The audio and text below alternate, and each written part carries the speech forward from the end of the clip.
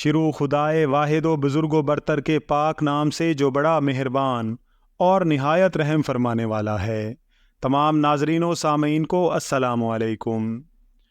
ناظرین اکرام، حضرت سخی سلطان باہو رحمۃ اللہ علیہ جب سن بلوغت کو پہنچے تو ایک روز کا واقعہ ہے کہ آپ شور کوٹ کے قریب کھڑے تھے۔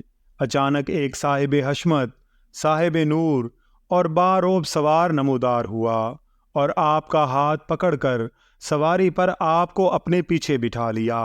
پہلے تو آپ ڈرے، لیکن کچھ دیر ٹھہر کر جرأت کی اور سوال کیا کہ حضور، آپ کی تعریف کیا ہے اور مجھے کہاں لے جانے کا ارادہ ہے؟ اس پاکیزہ دل سوار نے پہلے توجہ کی اور اس کے بعد اپنی زبان در فشاں سے ارشاد فرمایا کہ میرا نام علی ہے اور میں تجھے حسب الارشاد حضرت محمد مصطفیٰ صلی اللہ علیہ وآلہ وسلم کی مجلس پاک میں لیے جا رہا ہوں۔ یہ سن کر آپ مطمئن ہو گئے۔ تھوڑی دیر بعد آپ کو حاضر مجلس کر دیا۔ اس وقت حضرت صدیق اکبر، حضرت عمر فاروق اور حضرت عثمان غنی رضوان اللہ تعالی علیہم اجمعین بھی اہل بیت اطہار کی نورانی مجلس میں حاضر تھے۔ آپ کو دیکھتے ہی سب سے پہلے حضرت صدیق اکبر، پھر حضرت عمر فاروق اور پھر حضرت عثمان غنی، تینوں اصحاب رسول مجلس سے باری باری رخصت ہو گئے اور مجلس میں صرف اہل بیت اطہار ہی رہ گئے۔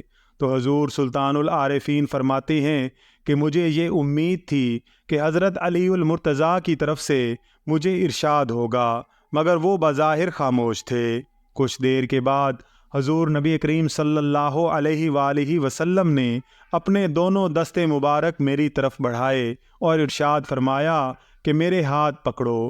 مجھے دونوں مبارک ہاتھوں سے بیعت کیا اور تلقین فرمائی۔ آپ کے مبارک ہاتھوں کے پکڑنے کی دیر تھی کہ میرے لیے درجات اور مقامات کا کوئی حجاب باقی نہ رہا۔ دور اور نزدیک کی ہر چیز یکساں دکھائی دینے لگی۔ لوح و محفوظ کے تمام پردے اٹھ گئے۔ اول آخر، ظاہر باطن ایک جیسا ہو گیا۔ آپ اپنی کتاب عین الفقر میں فرماتے ہیں کہ مرشد کامل ایسا ہی ہونا چاہیے جو طالب کو ایک ہی نظر سے مراتب انتہا کو پہنچا دے اور تمام حجابات کو دور کر کے اسے مشاہدات میں غرق کر دے۔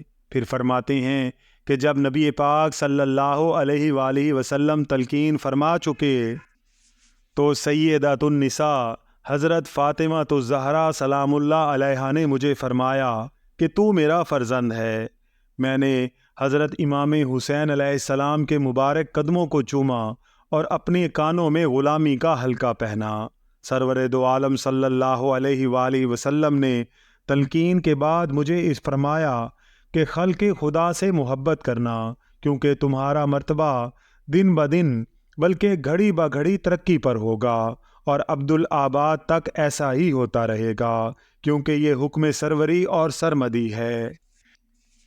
اس کے بعد آقا نامدار، مالک کون و مکان، محبوب رب دو جہاں صلی اللہ علیہ وآلہ وسلم نے قطب الاقطاب، غوث الاغیاث، محبوب سبحانی حضرت شیخ سید عبد القادر جیلانی کے سپرد فرمایا۔